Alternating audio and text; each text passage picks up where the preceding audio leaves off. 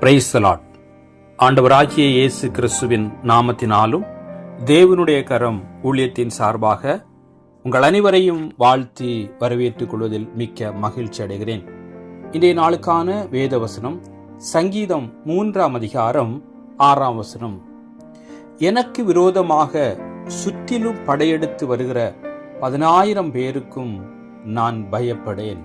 ஆம், கிறிஸ்துவுக்குள் அன்பார்ந்த நண்பு தேவ பிள்ளைகளே, இந்த வேத வசனத்தை நாம் பார்க்கும்போது நமக்கு விரோதமாக சுற்றிலும் எத்தனை பேர் நமக்கு விரோதமாக படையெடுத்து வந்தாலும் நான் பயப்பட வேண்டிய அவசியமே இல்லை. ஏனென்று சொன்னால் கர்த்தர் நம்மோடு கூட இருக்கிறார்.